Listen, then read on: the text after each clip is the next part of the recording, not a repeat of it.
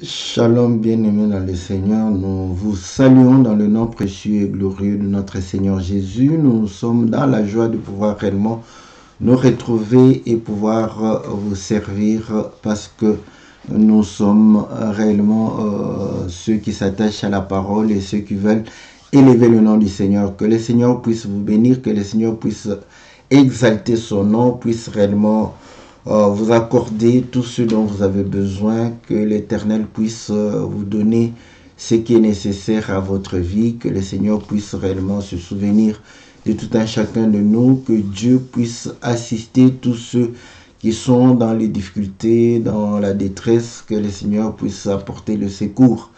Nous savons qu'il est le bon berger et en tant que ses brebis, nous ne manquerons de rien. Et il a rassuré à tout un chacun de pouvoir ne pas s'inquiéter de ce qu'il va manger, ni boire, ni ce qu'il va se vêtir, parce qu'il connaît nos besoins et il a déjà prévu des solutions pour cela. Voilà pourquoi nous voulons que cette parole puisse s'accomplir dans la vie de tout un chacun, que cette parole puisse réellement être accordé à tous ceux qui s'attachent à la parole du Seigneur. Nous saluons notre bien-aimé Guylain, nous saluons la sœur Cathy, la sœur Sylvie, la sœur Bia, la sœur Bibiche, nous saluons la sœur Florence, nous saluons la sœur Ornella, nous saluons aussi le bien-aimé Gabin, nous saluons le bien-aimé Guy, le bien, nous saluons le bien-aimé Christian, nous saluons le bien-aimé Luc, nous saluons le bien-aimé Jean, Didier, Jean-Marie et tous ceux qui vont pouvoir nous suivre, la sœur Alice, tous ceux qui sont véritablement attachés à cette émission que la Bible parle, que le Seigneur puisse réellement vous accorder toutes ces faveurs, que le Seigneur puisse vous donner tout ce qui est nécessaire à votre vie, que Dieu puisse réellement vous accorder tout ce qui peut réellement donner la paix, la joie dans ce pèlerinage, afin que nous puissions nous attacher davantage à ce Dieu et que nous puissions nous confier en lui, parce que la Bible dit que celui qui se confie en lui ne pourra être confondu. Voilà, bien-aimés dans le Seigneur, que vos cris, vos prières puissent réellement monter vers le Seigneur et que la réponse vous soit accordée dans le nom puissant et glorieux de notre Seigneur Jésus. C'est mercredi, c'est votre émission Louons l'Éternel, une émission qui vous est présentée par votre serviteur, le pasteur Philippe Mukenge. Une émission qui répond à vos préoccupations, à vos questions. Voilà pourquoi nous avons toujours dit, si vous avez une question, ne manquez jamais de pouvoir poser cette question, parce que c'est une question qui pourra édifier beaucoup de bien-aimés, ainsi que nous-mêmes qui allons répondre à cette question. Et nous répondons selon la grâce que le Seigneur vous a accordée. Voilà pourquoi nous disons à tout un chacun de pouvoir participer en nous envoyant les questions, et nous allons pouvoir réellement, par la grâce de Dieu, répondre à la question que vous avez posée, quel que soit le temps que ça prendra, mais nous croyons que le Seigneur nous donnera toujours l'occasion de pouvoir répondre à votre question. Bien-aimés dans le Seigneur, que l'Éternel puisse véritablement vous ouvrir, n'est-ce pas, les écluses des cieux et pouvoir vous permettre de recevoir toutes ces bénédictions. Aujourd'hui, nous allons répondre à la question de notre bien-aimée Rose Nana, qui nous a posé la question de savoir d'expliquer l'écriture qui parle de Anne qui était en train de pouvoir servir l'Éternel dans le temple, et il dit dans l'Ancien Testament, depuis longtemps, la femme est exclue du service dans le temple. Donc, comment justifier la présence de Anne dans le temple où elle était en train de pouvoir servir le Seigneur? Nous croyons que c'est une très bonne question, afin que nous puissions répondre à la question et que nous puissions donner des éléments selon la grâce du Seigneur. Donc nous allons lire les Écritures nous savons que sa question est que, voilà, quand on lit dans l'Ancienne Alliance, on voit que le service dans le temple était exercé par les hommes. Donc, comment Anne va pouvoir réellement exercer dans le temple pendant que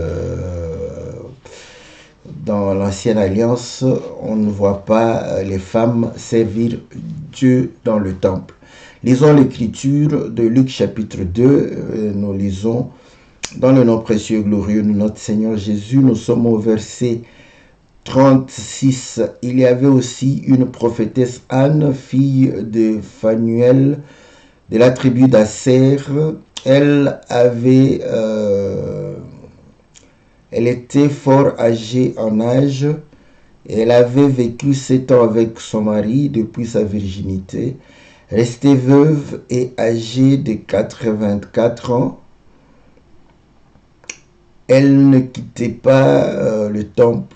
Elle servait Dieu nuit et jour dans le jeûne et dans la prière. Étant survenue, elle aussi, à cette même heure, elle louait Dieu et elle parlait de Jésus à tous ceux qui attendaient la délivrance de Jérusalem. Voilà, donc nous venons de lire l'écriture, donc nous voyons que ici l'écriture nous démontre clairement que Anne était en train de pouvoir servir le Seigneur, donc et elle ne quittait pas le temple, donc elle était dans le temple en train de pouvoir servir le Seigneur. Voilà, bien aimé dans le Seigneur, je vais essayer parce que j'espère saisir la question de notre frère Rose Nana, donc qui, lorsqu'il pose la question, donc pour dire que bon, qu'est-ce qu'Anne pouvait faire dans le temple, et nous savons aussi que c'est une écriture où certaines personnes prennent pour pouvoir dire que vous voyez, Anne la prophétesse était dans le temple, donc voilà, donc, et puis elle parlait de Jésus à tous ceux qui attendaient la délivrance. Nous allons pouvoir essayer de répondre la manière dont nous avons compris la question. Donc, vous allez comprendre que s'est retrouvé dans le temple, donc n'est pas nécessairement synonyme de pouvoir faire les fonctions, n'est-ce pas, qui étaient donné, n'est-ce pas, à Aaron. Donc nous comprenons que le temple, c'est le lieu où réellement le Seigneur pouvait recevoir, n'est-ce pas, les prières telles que Salomon avait déjà dédicacées, n'est-ce pas, dans le livre de 1 roi au chapitre 8. Donc, je vais essayer de lire quelques écritures. Je lis au verset... je commence au verset 26. « Oh, qu'elle s'accomplisse, Dieu d'Israël, la promesse que tu as faite à ton serviteur David, mon père. Mais quoi, Dieu habiterait-il vraiment sur la terre? Voici les cieux et les cieux des cieux ne peuvent te contenir, combien moins cette maison que j'ai bâtie. » Donc, pour montrer que nous sommes bien en train de pouvoir parler de la maison que Salomon a bâtie. Vous savez que cette maison, c'était la maison de Dieu, le temple. Moi, David a voulu bâtir, mais Dieu lui a dit, tu as les mains pleine de sang, donc c'est ton fils qui va pouvoir me bâtir une maison. Il dit ceci: toutefois, Éternel mon Dieu, sois attentif à la prière de ton serviteur et à sa supplication. Écoute les cris et la prière que t'adresse aujourd'hui ton serviteur. Que tes yeux soient nuit et jour sur cette maison, sur le lieu dont tu as dit, là sera mon nom. Écoute la prière que ton serviteur fait en ce lieu. Daigne exaucer la supplication de ton serviteur et de ton peuple d'Israël lorsqu'ils prieront en ce lieu. Exauce du lieu de ta demeure des cieux exauce et pardonne. Si quelqu'un pêche contre son prochain et qu'on lui impose un serment pour le faire jurer, s'il vient jurer devant ton autel dans cette maison, écoute-le des cieux, agis, juge tes serviteurs, condamne le coupable et fais retomber sa conduite sur sa tête, rends justice à l'innocent. Quand ton peuple d'Israël sera battu par l'ennemi pour avoir péché contre toi, s'ils reviennent à toi et rendent gloire à ton nom, s'ils t'adressent des prières et des supplications dans cette maison, exauce-les des cieux, pardonne le péché de ton peuple d'Israël et ramène-le dans le pays que tu as donné à leur père. Donc voilà, ici, c'est juste pour démontrer que lorsque Salomon va dédicacer, il savait que les gens allaient venir adresser leurs prières. Et je n'ai pas tout lu, si on lit tout, vous allez voir que si les gens viennent et s'ils n'ont pas la possibilité de venir et qu'ils pouvaient jeter les regards tournés vers Jérusalem, le temple, que le Seigneur puisse exaucer. Donc vous allez comprendre que le peuple avait accès dans le temple pour pouvoir réellement prier Dieu, faire des supplications. Donc la prière n'était pas exclue, le peuple n'était pas exclu du temple. Vous voyez, donc nous comprenons que la présence du peuple dans le temple n'était pas exclue. Mais écoutez, vous allez comprendre que le Seigneur, parce qu'avant que ça ne soit le temple, c'était le tabernacle. Et dans le livre d'Exode chapitre 25, le Seigneur va pouvoir dire ceci, que construisez-moi le tabernacle afin que je puisse habiter parmi le peuple. Donc, vous allez comprendre que, or, Dieu au milieu de son peuple, cela voudrait dire aussi que Dieu exauce, n'est-ce pas, son peuple.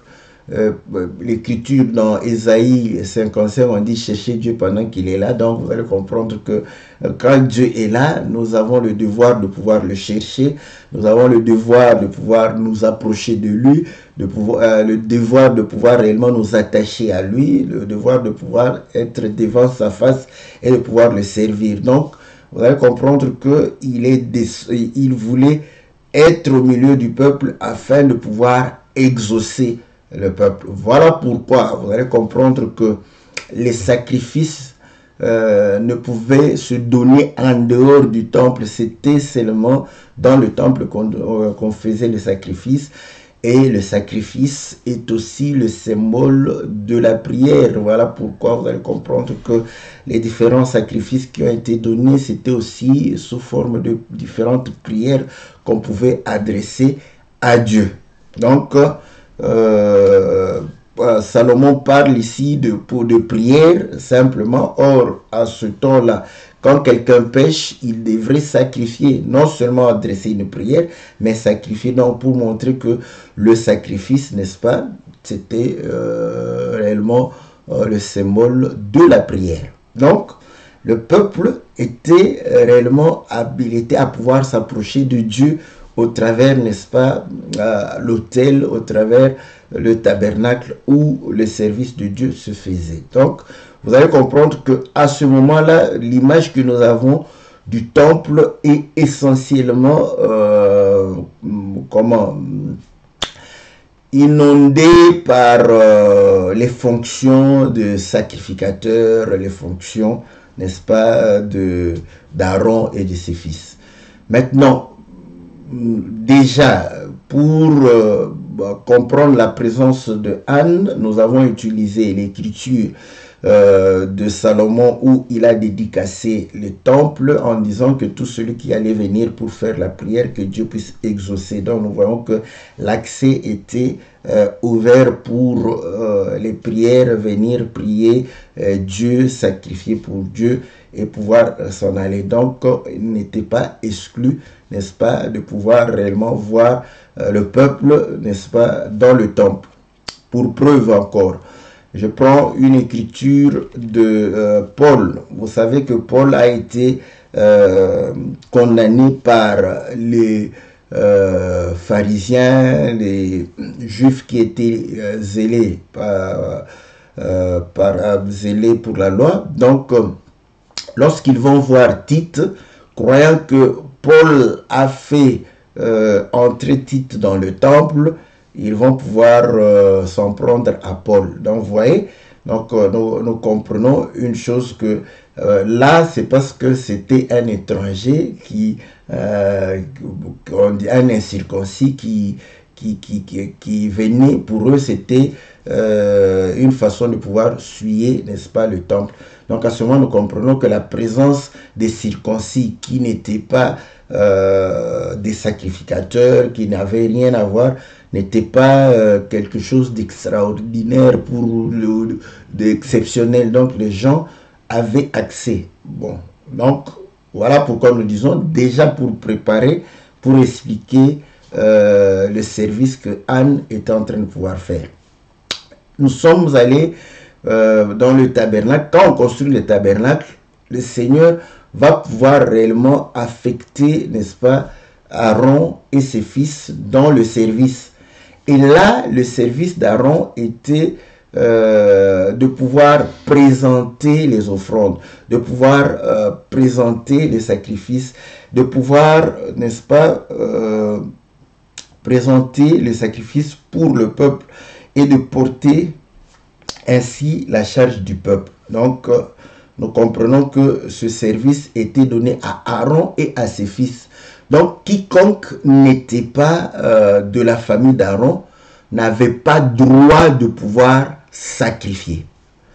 Nous avons le roi Oséas, n'est-ce pas, qui a payé le prix, n'est-ce pas, de la désobéissance. Il était roi, et vous allez comprendre que le roi était le chef d'Israël. Donc, il était au-dessus, n'est-ce pas, de sacrificateurs, des prophètes. Il était au-dessus, n'est-ce pas, de tous, même des chefs d'armée. Il était au-dessus. Donc, le sacrificateur, le roi, le prophète étaient à son service. Donc, voilà, il consultait Dieu par le prophète, il pouvait faire sa prière ou communier avec Dieu, ou faire communier le peuple avec Dieu par les sacrificateurs. Nous avons le cas de Josias. Josias qui a purifié le temple, mais ce n'était pas lui qui a purifié le temple. Lorsqu'on lui a amené le livre et qu'il a lu, il a compris que ils étaient dans le péché, ils avaient souillé, n'est-ce pas, le temple de Dieu. Il va demander au sacrificateur, vous voyez, donc le sacrificateur était sous ses ordres, mais il a demandé au sacrificateur de pouvoir purifier le temple et de pouvoir permettre à ce que on puisse célébrer. Je crois que c'était peut-être la Pâque. Donc ils ont célébré, n'est-ce pas, l'Éternel. Ils ont communié et c'était une très très grande fête. Vous voyez, sur ordre du roi. Mais le roi ne pouvait pas faire le service. Donc, le service d'offrir, le service de présenter les offrandes, d'offrir le sacrifice expiatoire de l'année, donc de Yom Kippour, vous allez comprendre que cela est donné au sacrificateur. Maintenant, pour entrer dans le lieu très saint, ce n'était pas donné à tous les sacrificateurs, c'était donné aux sacrificateurs qui avaient reçu, n'est-ce pas, l'onction. Donc vous allez déjà voir que le service dans le temple, ce n'est pas un service de 2 heures où chacun peut faire ce qu'il veut, non. Donc déjà là-bas, vous allez comprendre que on a donné la sacrificature au fils d'Aaron, et parmi les fils d'Aaron, celui qui pouvait entrer dans le lieu très saint pour présenter le sacrifice annuel, il devrait recevoir l'onction sur lui.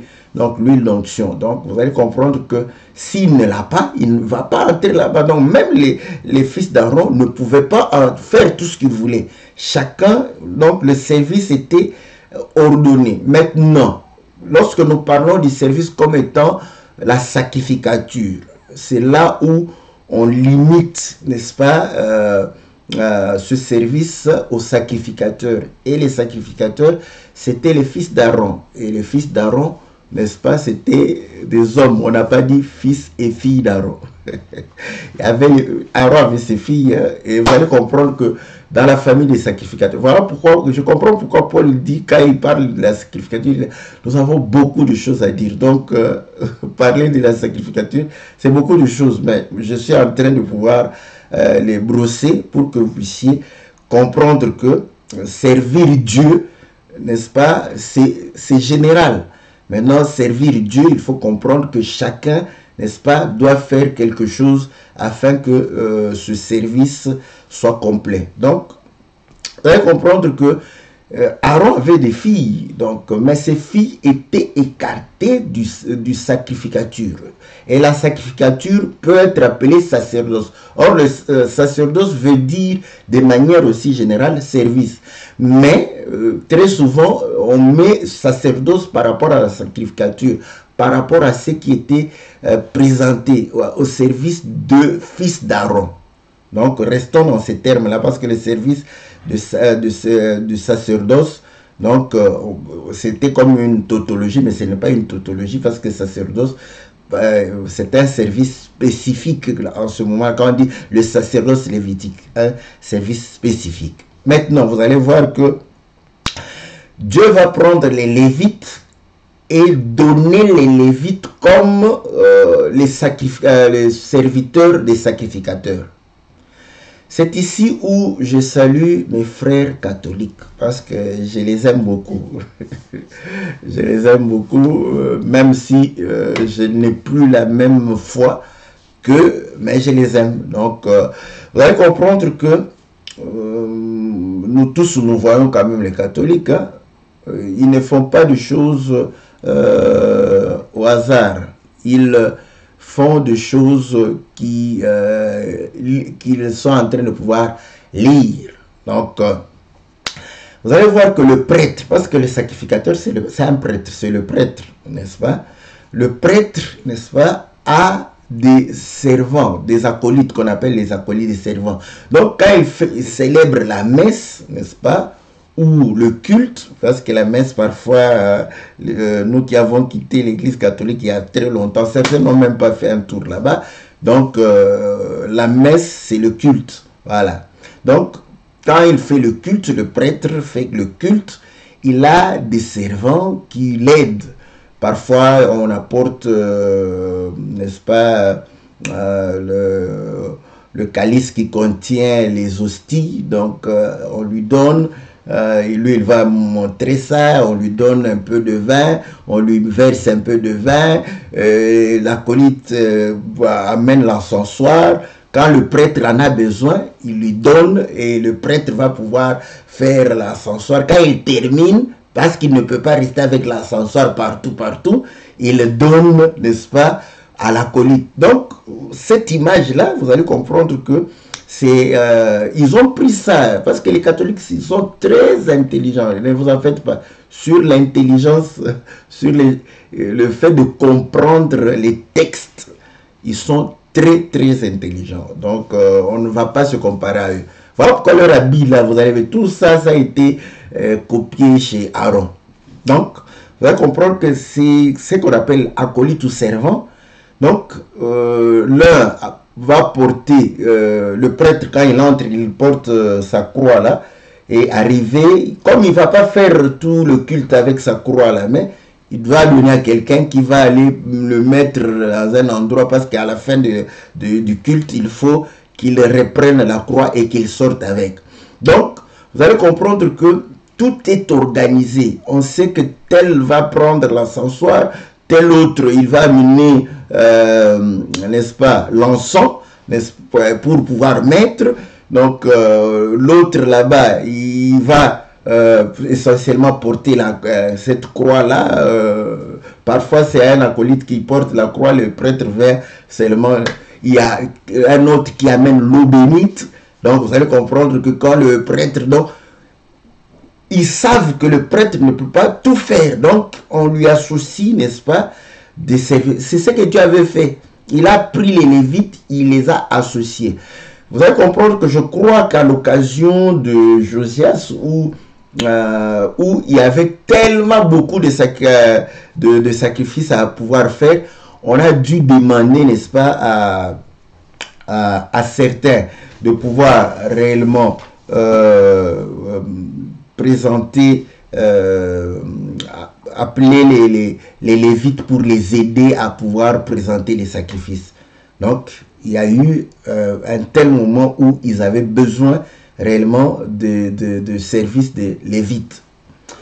Pourquoi? Parce qu'il faut égorger la bête, il faut comment parfois déchirer la bête. Il y avait des sacrifices où on prenait tout, on brûlait tout, donc d'autres on devrait laver. Donc tout cela demandait, n'est-ce pas, du travail.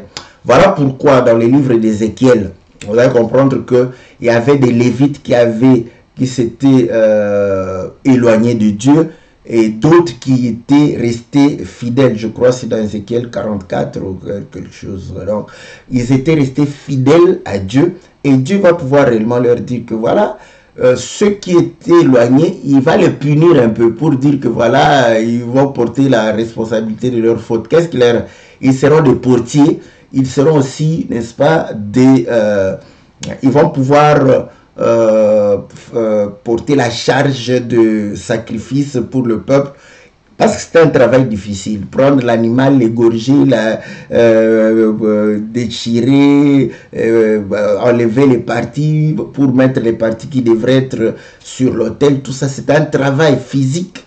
Voilà pourquoi ils avaient des caleçons, n'est-ce pas, qui allaient jusqu'aux genoux, pour ne pas transpirer, et vous travaillez à côté du feu, donc bon, pour transpirer, mais pour être aussi aéré. Voilà.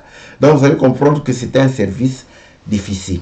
Voilà pourquoi les Lévites. Mais les Lévites, vous allez comprendre qu'au temps de Moïse, les Lévites transportaient, n'est-ce pas, la tente d'assignation. Il y avait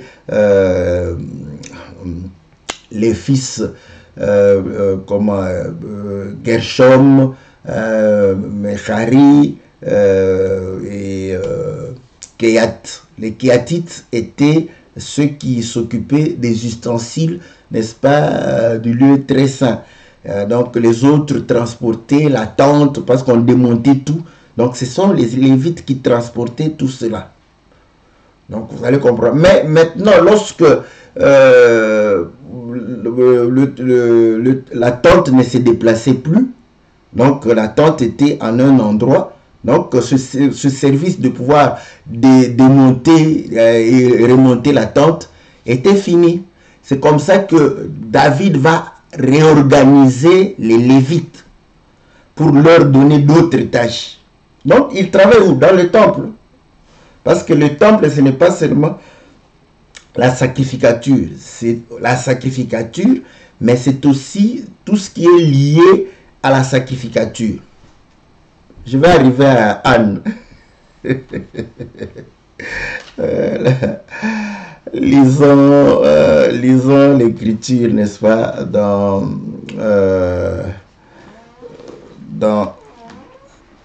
1 Corinthiens ou 1 Chronique. 1 Chronique 23. 1 Chronique 23, un roi, voilà. 1 Chronique 23.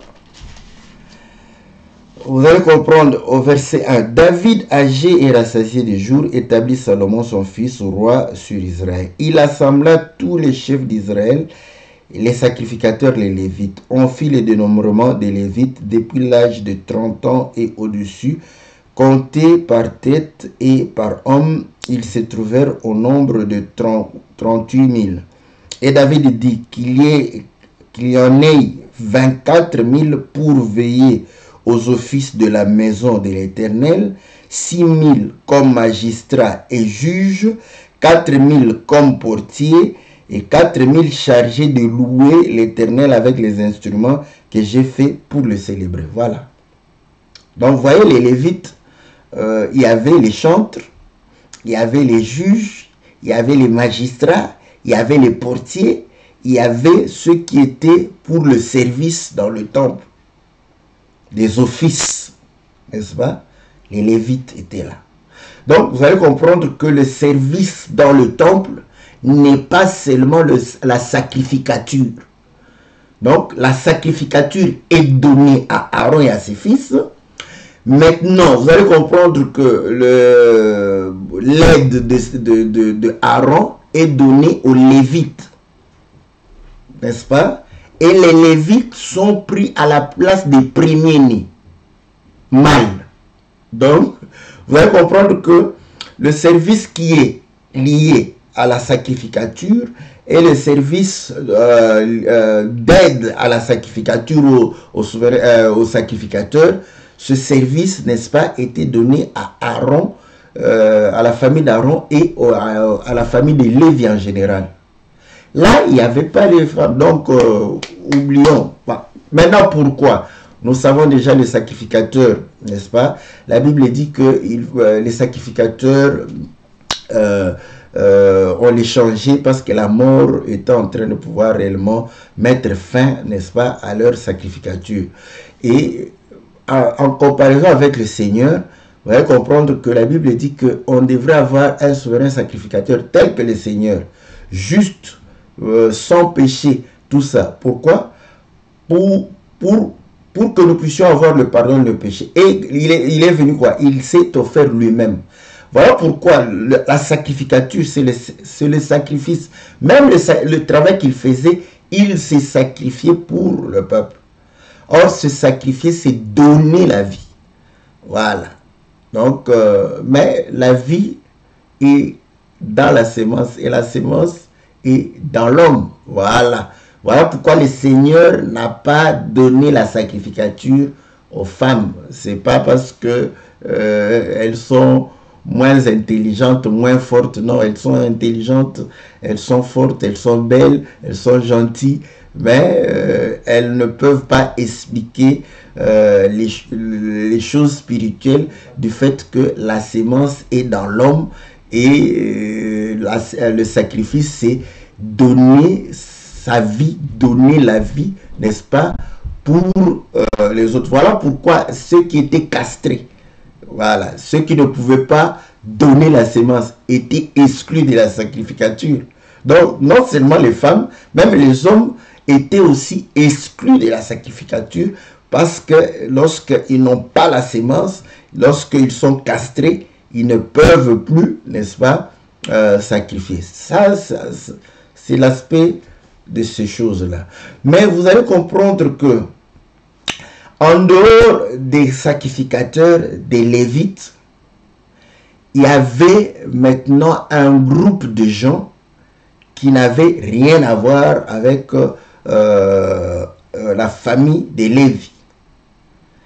Et c'est là où nous allons pouvoir lire dans 1 Chronique, chapitre 9. La Bible dit ceci, au verset 2. Je peux commencer au verset. Tout Israël est enregistré dans les généalogies et inscrit dans les livres du roi d'Israël. Et Juda fut amené captif à Babylone à cause de ses infidélités. Les premiers habitants qui demeuraient dans leur possession, dans leur ville, étaient les Israélites, les sacrificateurs, les Lévites et les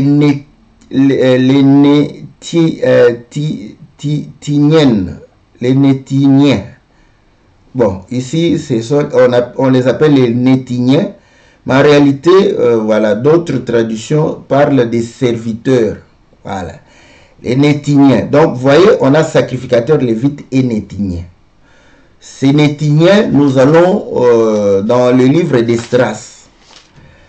Esdras, voilà, Esdras chapitre 2, la Bible dit ceci, au verset... voilà.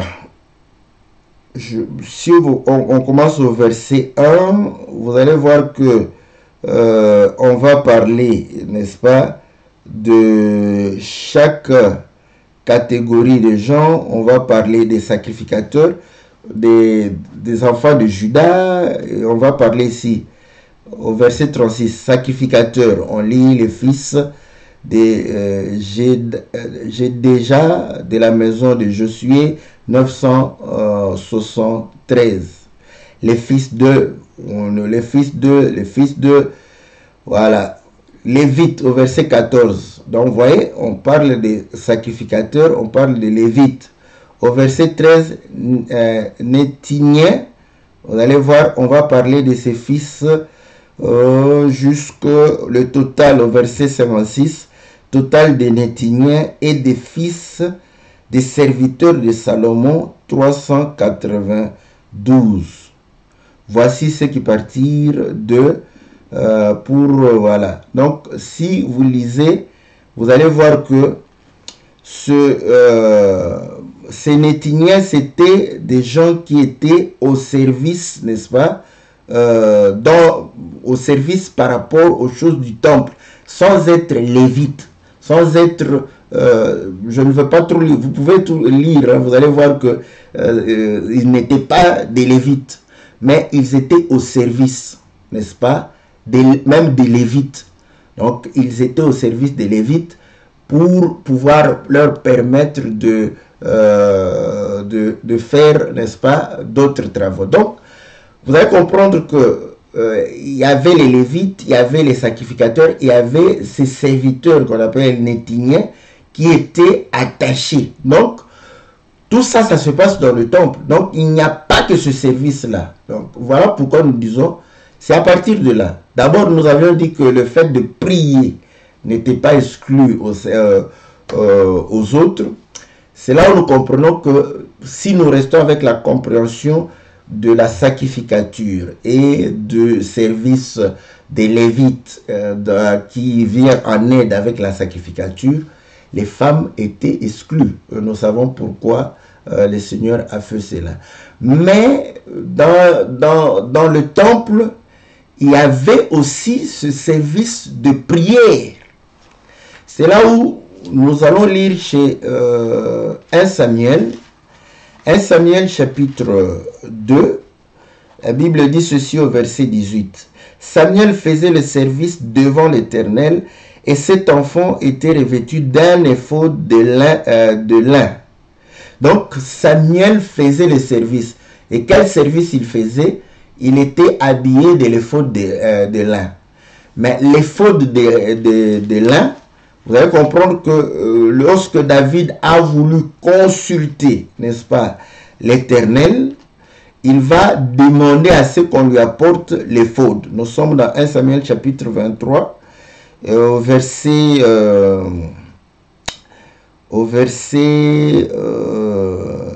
9. David ayant eu connaissance du mauvais dessein que Saoul projeté contre lui, dit au sacrificateur Abiatar, apporte l'éphod. Et David dit, l'Éternel Dieu d'Israël, ton serviteur, apprend que Samuel veut venir à Keïla pour détruire la ville à cause de moi. Les habitants de Keïla me livreront-ils entre les mains? Saoul descendra-t-il comme ton serviteur l'a appris? L'Éternel dit, Dieu d'Israël, daigne le révéler à ton serviteur. Et l'Éternel répondit, il descendra. David dit encore, les habitants de Keïla me livreront-ils, moi et mes gens, entre les mains de Saoul? Et l'Éternel répondit, ils te livreront. Alors David s'éleva avec ses gens au nombre d'environ 600 hommes. Ils sortirent de Keïla et s'en allèrent où ils purent. Donc vous allez voir que David, pour consulter l'Éternel, il va prendre l'éphod parce que l'éphod sert à consulter l'Éternel. Voilà. Donc, quand nous avons des problèmes, parce que c'était ce que Samuel est en train de pouvoir faire. Donc Samuel était, parce qu'il ne sacrifiait pas, il était en train de pouvoir prier, consulter Dieu. Voilà. Donc, vous allez comprendre que la prière, c'était aussi un service dans le temple. C'était un service dans le temple. Non pas seulement la sacrificature, comme présenter les offrandes, tout ça, mais la prière était aussi, n'est-ce pas, un service. Et Anne, la Bible, c'est très clair, c'est noir sur blanc. Il n'y a même pas à faire de grandes interprétations. La Bible dit que Anne était avancée en âge, il servait Dieu jour et nuit dans la prière et dans le jeûne. Voilà. Donc nous comprenons que elle était prophétesse. C'est là où nous disons, voilà, parce que dans la prière et dans le jeûne, Dieu va répondre. Quand vous posez des problèmes, vous consultez l'Éternel par rapport à vos problèmes, Dieu va répondre. Et il peut répondre par un songe, il peut répondre par une vision. Et là, lorsque l'Éternel vous répond par songe, par vision, donc vous allez comprendre que c'est un don de prophétie que vous allez pouvoir exercer pour pouvoir réellement apporter, n'est-ce pas, la réponse, la solution au problème qui est ton problème ou au problème des frères ou des sœurs. Donc nous comprenons que dans le temple, il y avait ce service-là. Et on ne peut pas, on comprend maintenant pourquoi elle, lorsque son mari est mort, il va pouvoir se concentrer pour pouvoir prier, n'est-ce pas, l'Éternel, prier Dieu, jeûner dans les jeûnes, dans les prières. Donc, maintenant, quand on dit elle ne quittait pas le temple, bon, c'est pour dire qu'elle était souvent dans le temple. Sinon, déjà, la lecture simple, on dit que pendant qu'on amena, n'est-ce pas, le Seigneur au temple, lisons d'abord pour Siméon, au verset 25 de Luc chapitre 2, et voici, il y avait à Jérusalem un homme appelé Siméon.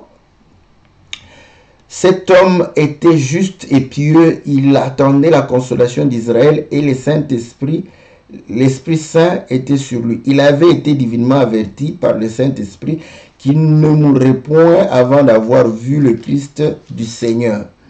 Il vint au temple, vous voyez, il vint au temple. Donc, il est venu au temple, poussé par l'Esprit. Et la Bible dit, n'est-ce pas, pour Anne aussi, la Bible dit, voilà, étant survenue, elle aussi, étant survenue, je lis le français, ah, ici j'entends quelqu'un me dire, voilà, vous dites toujours comme ça, quand ça vous arrange, c'est le français, quand ça vous arrange, on ne prêche pas français. Voilà, donc, nous lisons d'abord les songes, hein. Donc nous lisons les songes et nous allons l'expliquer. Voilà, donc vous allez comprendre que à ce moment, vous allez voir que et Siméon et Anne, n'est-ce pas, sont venus au temple parce qu'on a amené le Seigneur Jésus. Poussés par le Saint-Esprit, ils sont venus au temple. Et avant que Anne ne parle, parce que même Siméon, n'est-ce pas, ne connaissait pas le Christ, Anne ne pouvait pas la connaître aussi, le connaître. Donc, Anne ne pouvait pas connaître le Seigneur parce que Siméon ne connaissait pas. C'est lorsque le Saint-Esprit a poussé Siméon et que lorsque Siméon a pris l'enfant, Dieu lui a ouvert les yeux. Il a dit maintenant, vous allez comprendre que Anne ne pouvait pas parler de Christ si Siméon n'avait pas parlé d'abord de Christ. C'est là où vous allez comprendre les choses assez simplement. La femme ne peut pas parler d'elle-même. La femme ne fait que répéter ce qu'elle reçoit de l'homme. Même au commencement, vous allez comprendre que si Adam ne lui avait pas dit que cet arbre-là, on nous l'a interdit, elle ne pouvait pas le répéter. Donc, elle n'a fait que répéter ce qu'on lui a enseigné par son mari. Donc, c'est normal que nous puissions voir Anne. Les gens ont été aveuglés parce qu'on a dit Anne la prophétesse, comme si c'est d'elle-même qu'elle a reçu la révélation sur Christ. Non. Malgré, bon, elle était prophétesse, je vous ai expliqué que elle était dans la prière et dans le jeûne. c'est normal que être prophétesse, c'est avoir des songes, des visions. Voilà. Donc, elle avait des songes, des visions. Donc, elle pouvait, quand quelqu'un vient avec son problème, n'est-ce pas, pouvoir aussi voir et prophétiser sur la personne. Mais elle ne pouvait pas prophétiser sur la nation. Donc, vous allez comprendre que elle était, bon, pour se faire comprendre, prophétesse individuelle. Voilà. Donc, elle ne pouvait pas commencer à parler de Jésus si Siméon, n'est-ce pas, n'avait pas révélé cela. Donc, si le Seigneur Jésus ne s'est pas révélé à Siméon, elle ne pouvait pas. Elle est venue, elle a entendu. Elle a entendu ce que Siméon disait, n'est-ce pas, de cet enfant. C'est comme ça qu'elle a commencé à répéter. Ici, vous allez comprendre que nous avons un homme qui a présenté ou révélé Christ, et il y a une femme qui est en train de témoigner Christ. Tout est correct et simple, comme bonjour papa, bonjour papa. Donc nous disons à nos féministes chrétiennes de pouvoir ne pas utiliser Anne, parce que c'est vraiment une mauvaise chose, parce que vous allez amener les gens à pouvoir contredire l'enseignement des apôtres. Or, le Seigneur a prié pour dire que je prie pour ceux, n'est-ce pas, qui croiront à la parole, n'est-ce pas, des apôtres, à leur enseignement. Donc, il n'a pas prié pour ceux qui vont contredire l'enseignement des apôtres. Donc, vous allez comprendre que ceci, n'est-ce pas, est véritablement quelque chose que nous devons préserver, n'est-ce pas, et enseigner pour que les gens puissent être sauvés. Donc l'apôtre Paul, il ne va pas dire les choses qui venaient de son cœur pour dire que la femme ne doit pas donner c'est prêcher, c'est ça. Prêcher, c'est donner la sémence. Parce que naturellement, la femme ne donne pas la sémence. La nature elle-même ne vous enseigne-t-elle pas? La femme ne donne pas la sémence. Donc, c'est pourquoi quand vous voyez une femme manifester la sémence, cherchez le donneur de la sémence. Cherchez le donneur. Il n'est pas loin. Le donneur de la sémence n'est pas loin. Voilà pourquoi Anne ici, en train de pouvoir manifester, parler de Jésus, il fallait chercher, parce que le donneur de la sémence n'était pas loin. C'était Siméon. Oui? Siméon devait révéler le Seigneur. Et Anne devrait réellement témoigner le Seigneur. Voilà pourquoi la Bible dit que nous, je vais aller vite, hein. Une fois, Marie est venue, on est venu parce qu'il y a toujours des gens, hein, qui sont vraiment protocolaires. On dit, oh Jésus, Jésus, ta mère est là, ta mère est là. Jésus regarde, il se dit, ah, ces gens vraiment se préoccupent des choses naturelles, tout ça. Il dit, qui est ma mère? Présente, voilà. Ma mère est réellement celui qui obéit à ma parole et qui me suit comme mon disciple. Et pourtant, quand Marie est allée saluer Élisabeth, Élisabeth a dit, tu es la bienheureuse, bénie entre toutes les femmes. Alléluia. Maintenant, Marie vient poser la question, à dire à Jésus, non, bon, tu sais, moi je te connais depuis longtemps. Tout ce que tu dis arrive. Ces gens n'ont pas de vin. Ah, le Seigneur dit, non, non, non, non, viens d'abord, je vais te poser, qu'y a-t-il entre toi et moi?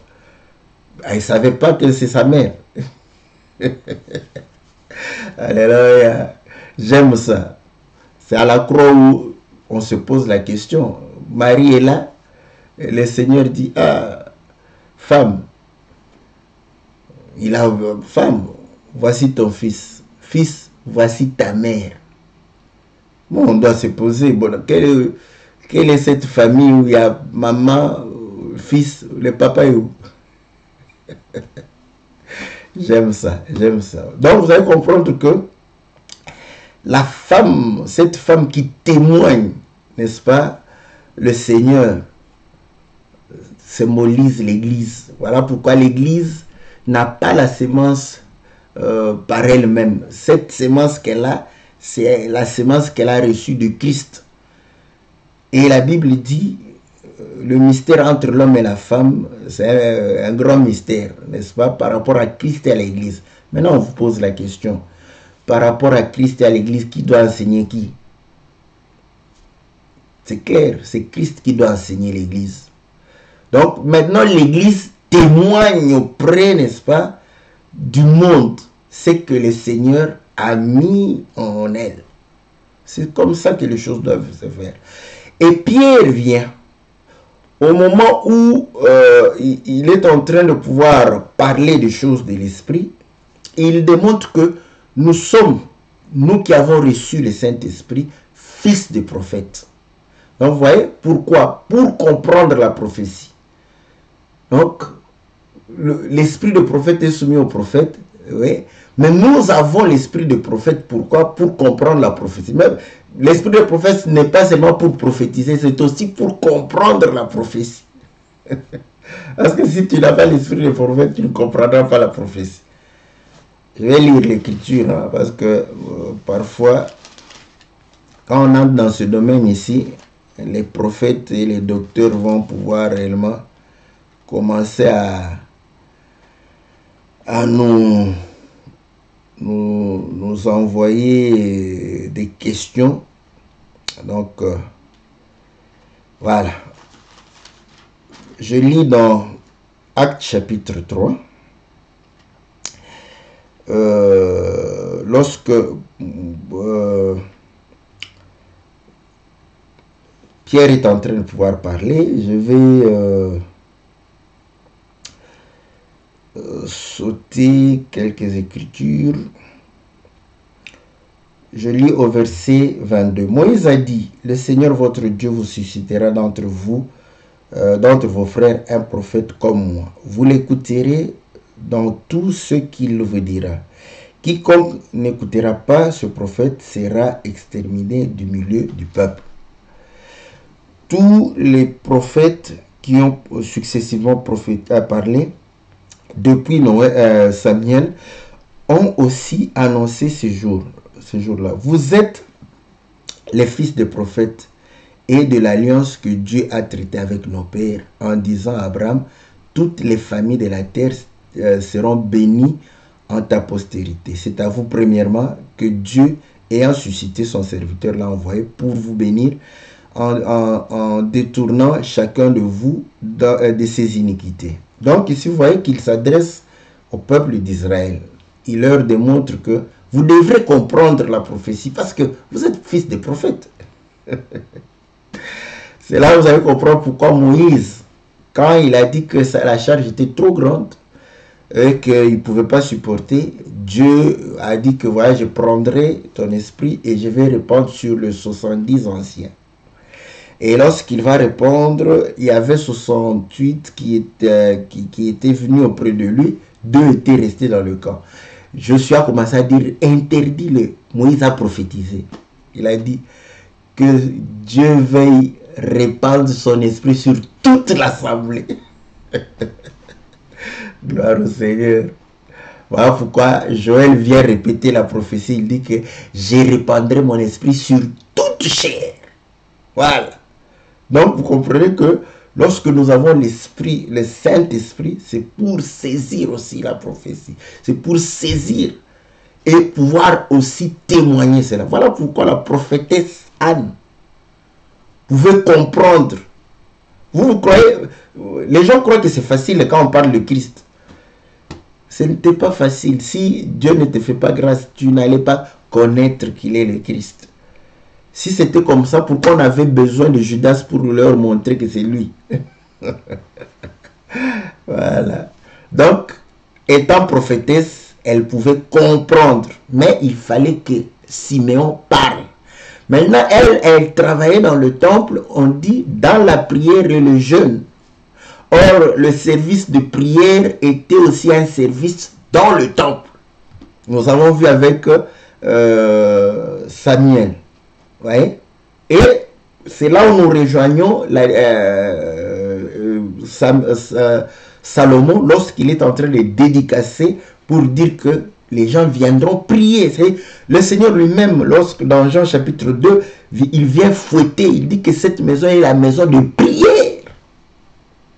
Donc vous voyez, le service de prière était dans le temple. Normal que Anne puisse se retrouver en train de faire ce service. Voilà. Donc, maintenant, si on voulait prendre que non, vous voyez, c'est comme ça qu'aujourd'hui, hein, vous allez comprendre que beaucoup de débats sur nos sœurs, c'est là où je dis que être serviteur de Dieu, ce n'est pas seulement la sacrificature. Ouais. Dites-moi, l'eau qu'on a menée pour laver, n'est-ce pas, les entrailles, laver les pieds, c'était les sacrificateurs qui allaient puiser parce qu'il n'y avait pas de robinet. Parce que parfois, quand on parle de ces choses, on a l'impression qu'ils avaient le robinet comme on a maintenant. Hein? Donc, l'eau était puisée. Confère la femme samaritaine, confère Rebecca au puits, confère Rachel au puits, confère Sephora au puits. Donc, vous allez comprendre pourquoi on a laissé les Gabaonites, parce qu'ils se sont dit non, non, non, ils peuvent nous aider pour ramasser le bois. Bon, le bois qu'ils mettaient, donc qui les ramassait? Qui amenait ça? Vous croyez que c'était les Lévites? Vous voyez? Donc, quand on est focalisé seulement, on croit que servir Dieu. C'est comme ça qu'aujourd'hui, servir Dieu, tout le monde veut devenir prédicateur. Tout le monde veut diriger l'église. Bon, si tu as envie de diriger l'église, viens, parce que nous, on a compris que c'est une très grande charge. On va te laisser la charge de diriger l'église, de prendre soin des gens. Donc, vous allez comprendre que le servir Dieu, on peut le servir de plusieurs manières. Donc, lorsqu'on a une tâche, n'est-ce pas, pour l'épanouissement de l'œuvre, c'est servir Dieu. Donc, on n'est pas obligé de pouvoir servir Dieu dans la prédication, dans l'enseignement. C'est ce que les gens ont dans leur tête. Vous savez, comme Paul a dit, la prédication doit être une charge. Tu dois commencer à prêcher quand toi, tu as la parole et qu'autour de toi, il n'y a personne qui a la parole. Tu es obligé de prêcher. Même si tu n'es pas prédicateur, tu es obligé de prêcher parce que tu dois partager ce que tu as. Tu ne vas pas laisser les gens comme ça qui ont besoin de la parole pendant que toi tu en as, tu les laisses. C'est ça, cette nécessité t'est imposée. Maintenant, lorsqu'il y aura un serviteur de Dieu, tu peux toujours abandonner cela et lui laisser la charge. C'est pas... Nous, on a vu, il y a un frère au Gabon, le frère qui a commencé là-bas. Jusqu'aujourd'hui, il n'est pas pasteur. Il a commencé, mais dès qu'il y a eu les serviteurs, il a laissé l'œuvre. Mais aujourd'hui, un frère qui commence comme ça, il va devenir apôtre. Ouais? Donc, pourquoi c'est cette vision-là? Quand on sert le Seigneur, on croit toujours que c'est la sacrificature.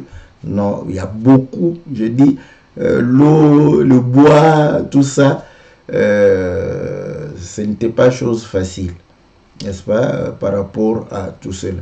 Voilà pourquoi quand on parle de Phoebe, quand Paul témoigne Phoebe, vous avez compris, une grande servante. Maintenant, lisez s'il y avait une prédication de Phoebe quelque part.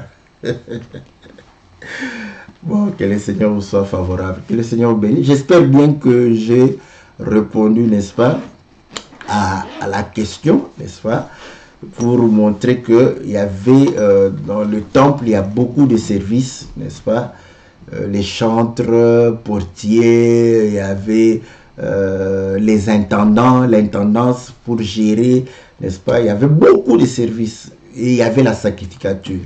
Dans la sacrificature, n'est-ce pas, seul celui qui recevait l'onction pouvait entrer dans le lieu très saint.